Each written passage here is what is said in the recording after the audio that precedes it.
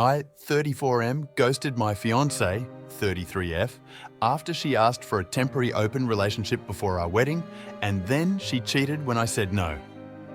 I've rewritten this a few times in an attempt to shorten, but our history goes back to when we were kids. I am looking for some advice on what to do when I get home in 2 days. I am changing all names, obviously. Very sorry for the length of this monster. Jen and I had been friends since we were kids. Our parents were lifelong friends. We grew up together and started dating in our teens. It was like it was almost expected by our families. They had more plans for us than we did. When I was going for my master's, I had to move to another city, and Jen remained in our hometown working on her nursing degree. After a year of a long-distance relationship, we decided to remain friends and not let the pressure of our relationship control us. We both remained best friends, and we both dated other people. It was weird because we both always knew this was temporary and we would end up back together at some point. I graduated and stayed in the city I got my master's in and started working in my field. I waited for a transfer back to my hometown, and when I got it, I was so happy. Jen was in a long-term relationship and he was a nice fellow, but I always got the feeling he was wary of our friendship. I understood the vibe and stepped back out of respect, although she and I would talk several times a year.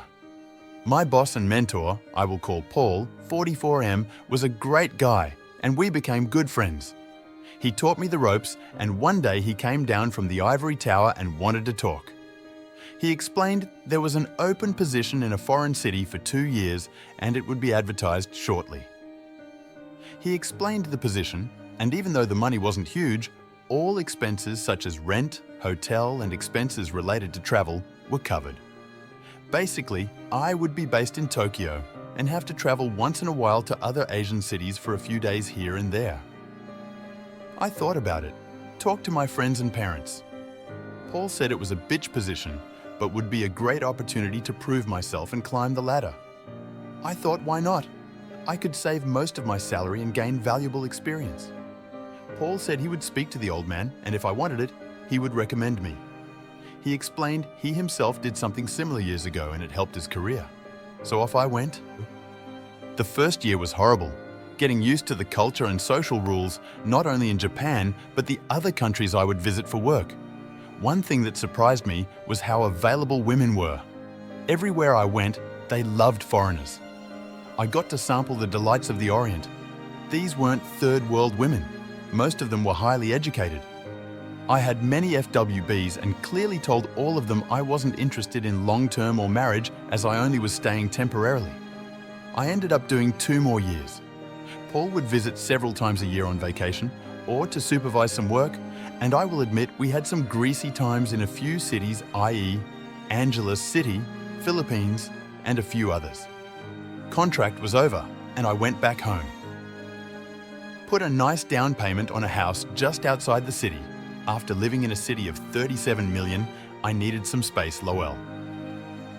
I was home for a month, and while visiting my parents, Jen was there. She and the other guy had broken up a year ago, and we started talking more seriously, even though we always had contact over the years. We started dating again.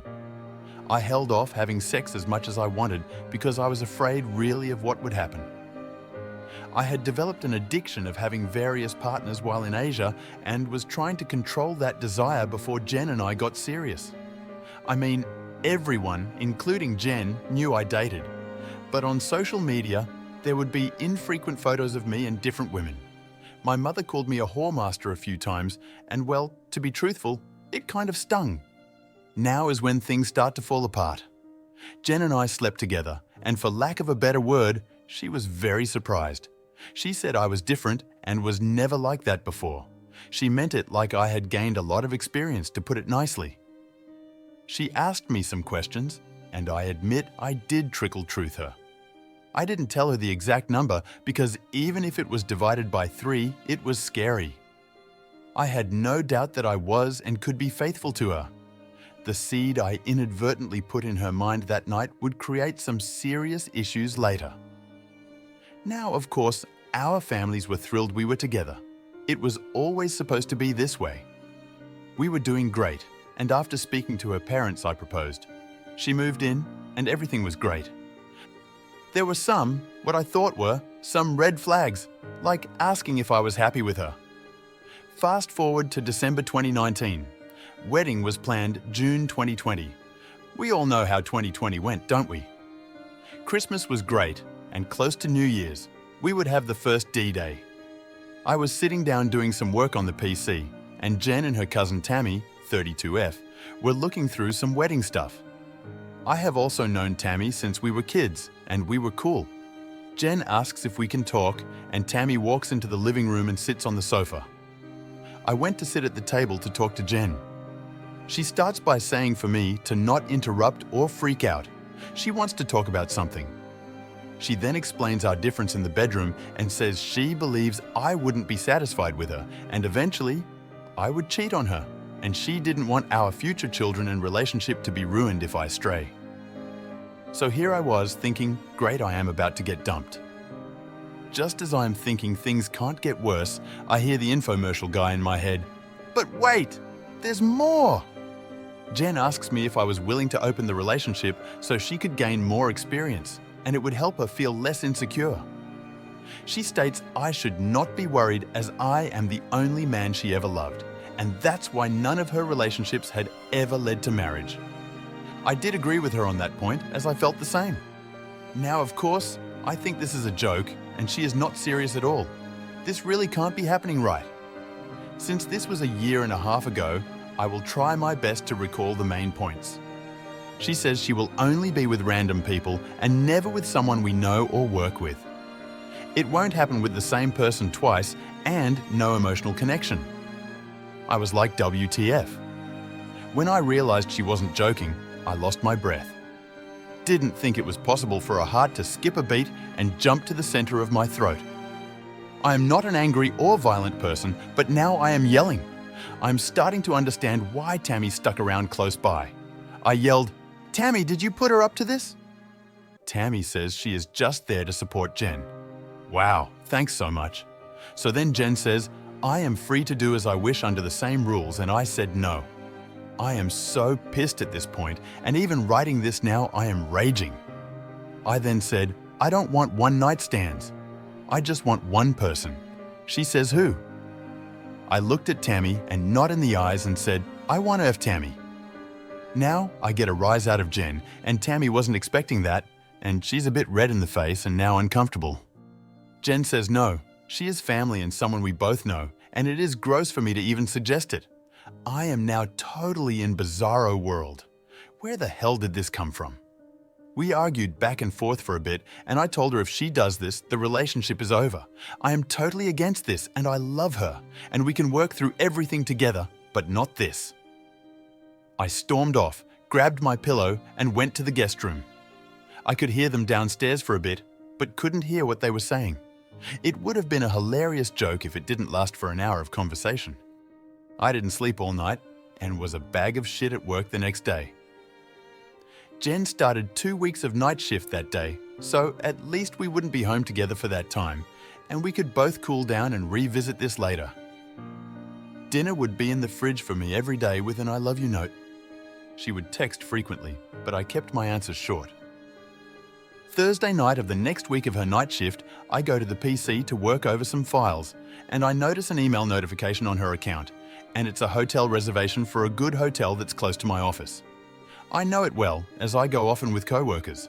I am thinking she's supposed to be working, but maybe she wants to apologize and take me for a night out. The next morning, I am waiting for her text or call to invite, but only asking me how my day was. Then she says she's so happy she only has to work one more night of the night shift.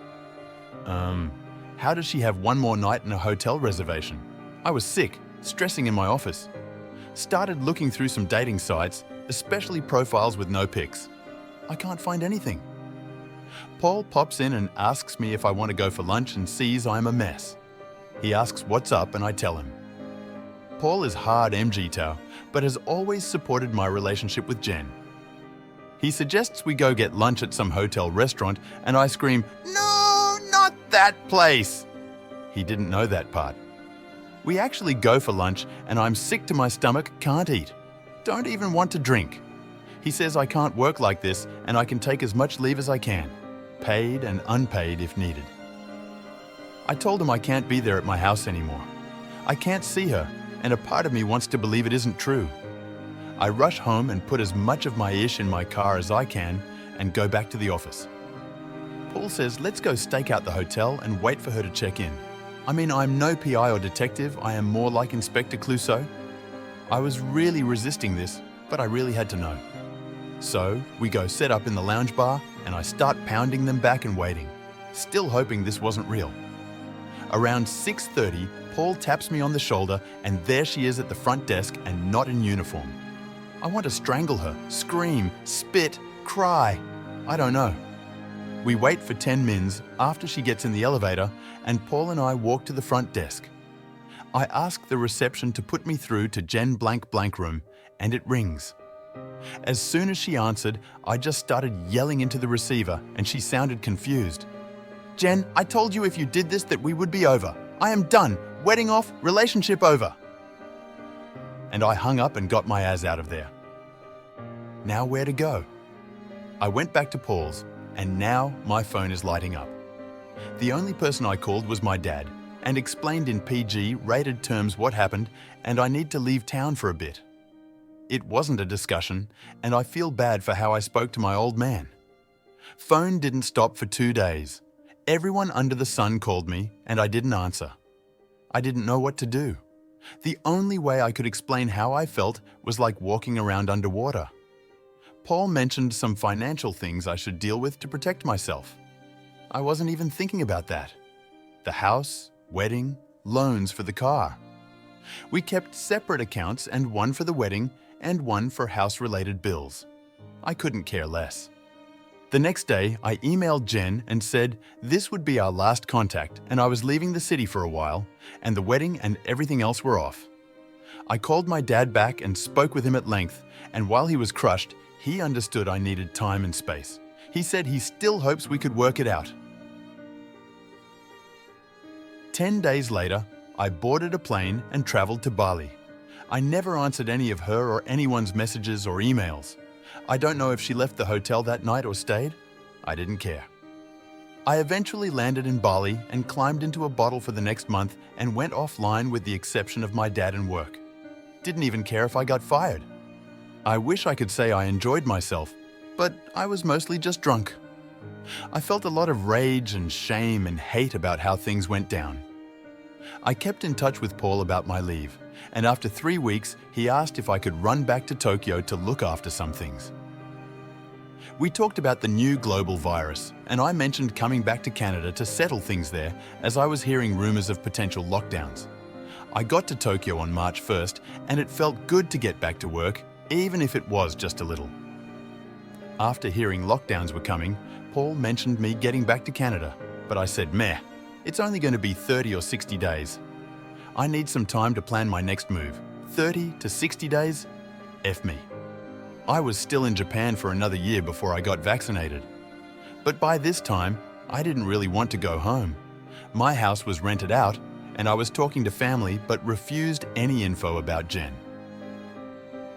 On September 21st, I received news my dad had a heart attack and was doing well, but would need a triple bypass. This surgery is serious, not as serious as it was 40 years ago, but I still want to see him and just in case. I know when I get home it is going to turn into a SH asterisk to show, and I really don't want that. Just want to see my folks and thank Paul for all he has done for me, even as selfish as I was. But I know I'm going to have to see her, and I have no idea how I'm going to feel or think.